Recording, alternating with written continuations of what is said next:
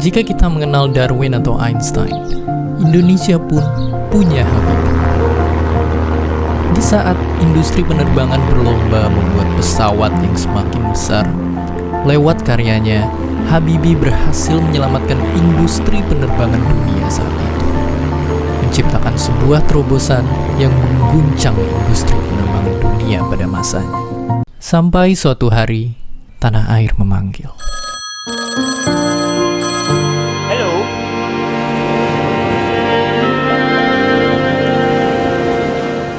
Kali ini, ia tak hanya berkarya, namun memimpin. Assalamualaikum warahmatullahi wabarakatuh.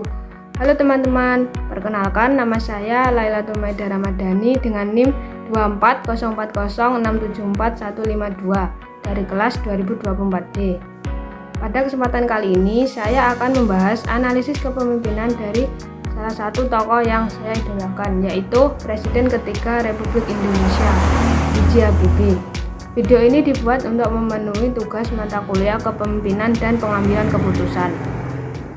Baharudin Yusuf Habibie adalah Presiden Republik Indonesia yang ketiga.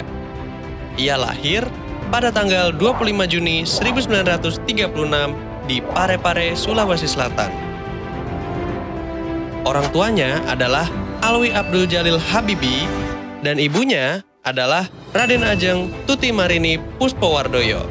Setelah lulus SMA, ia masuk di Departemen Elektro Fakultas Teknik Institut Teknologi Bandung. Pada tahun 1955, ia melanjutkan kuliah di jurusan konstruksi pesawat terbang di Rheinisch-Westfälische Technische Hochschule. Ya, itu dia, tepatnya di Aachen, Jerman Barat. Pada tahun 1973, ia diangkat sebagai Direktur Pengembangan dan Penerapan Teknologi. Dan pada tahun yang sama, ia kembali ke Indonesia atas permintaan mantan Presiden Soeharto. Pada tahun 1978, Habibie kemudian menjabat sebagai Menteri Negara Riset dan Teknologi atau Menristek.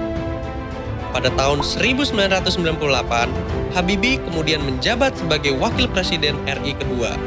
Dan pada tahun yang sama, Habibie diangkat menjadi Presiden RI ketiga setelah lengsernya presiden sebelumnya. B.J. Habibie dikenal sebagai sosok intelektual, teknokrat, dan pemimpin yang lahir dari dunia keilmuan serta industri teknologi. Sebelum menjadi presiden, ia memiliki reputasi internasional sebagai ahli dirgantara dan lama berkarya di bidang teknologi strategis. Latar belakang inilah yang membentuk karakter kepemimpinannya yang rasional, analitis, serta berbasis kompetensi.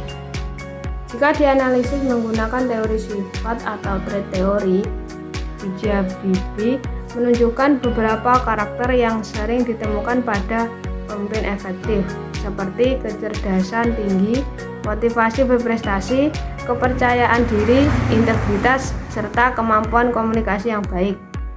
Ia dikenal mampu menjelaskan gagasan kompleks secara sistematis dan meyakinkan, serta tetap bersikap kritis. Kecerdasan tinggi tidak otomatis menjamin efektivitas kepemimpinan. Efektivitas muncul ketika sifat tersebut relevan dengan kebutuhan situasi. Dalam konteks krisis 1998, kapasitas intelektual dan kepercayaan dirinya justru menjadi modal penting untuk menenangkan ketidakpastian. Dibandingkan dengan pendahulunya yaitu Soeharto, pendekatan B.J. Habibie terlihat lebih terbuka terhadap dialog dan perubahan. Perbedaan ini memperlihatkan bahwa karakter pribadi sangat mempengaruhi cara seseorang memimpin menggunakan kekuasaan. B.J. Habibie cenderung memiliki gaya transformasional. Meskipun tidak sepenuhnya murni, ia mendorong perubahan sistem politik dari otoriter menuju sistem yang lebih demokratis.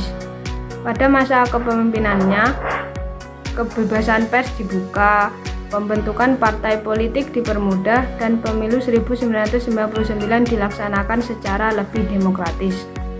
Langkah-langkah ini menunjukkan adanya visi perubahan dan dorongan untuk mentransformasi sistem.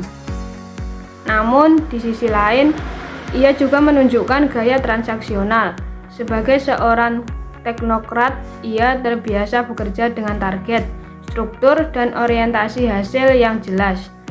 Ia mengambil keputusan secara cepat dan terukur, terutama dalam menghadapi tekanan ekonomi dan politik. Dengan demikian, gaya kepemimpinan B.J. Habibie dapat dipahami sebagai perpaduan antara transformasional yang visioner dan transaksional yang sistematis. Model kepemimpinan yang paling tepat untuk menganalisis B.J. Habibie adalah model kontingensi. Model kontingensi menjelaskan bahwa efektivitas kepemimpinan ditentukan oleh kesesuaian antara gaya pemimpin dan situasi yang dihadapi. Saat B.J. Habibie menjabat pada tahun 1998, Indonesia sedang mengalami krisis multidimensi, krisis ekonomi berat, tekanan demonstrasi mahasiswa, turunnya legitimasi pemerintah, serta ancaman perpecahan nasional. Dalam situasi seperti itu, pemimpin tidak dapat menggunakan pendekatan biasa. Dibutuhkan keputusan cepat, arah yang jelas, serta kemampuan membaca dinamika politik secara akurat. B.J. Habibie mengambil keputusan besar seperti membuka kebebasan pers, mereformasi undang-undang politik, memberikan otonomi daerah, dan menyetujui referendum Timor Timur. Keputusan-keputusan ini menunjukkan bahwa ia menyesuaikan gaya kepemimpinannya dengan tekanan situasi. Dalam perspektif kontingensi, yang menjadi penilaian bukan hanya hasil akhirnya, tetapi kecocokan antara tindakan dan kondisi saat itu. Saya memilih tokoh B.J. Habibie untuk dianalisis karena kepemimpinannya sangat relevan untuk memahami bagaimana teori kepemimpinan diterapkan dalam situasi nyata, khususnya dalam kondisi krisis. Ia memimpin pada masa transisi besar yang menentukan arah demokrasi Indonesia. Selain itu, kepemimpinannya memperlihatkan perbedaan antara kekuasaan dan kepemimpinan. Ia tidak hanya memiliki jabatan formal sebagai presiden, tetapi juga membangun pengaruh melalui kompetensi. Tokoh ini juga menarik karena menunjukkan bahwa efektivitas pemimpin sangat bergantung pada kemampuan membaca situasi dan menyesuaikan tindakan secara tepat. Hal ini sejalan dengan model kontingensi yang dipelajari di dalam materi.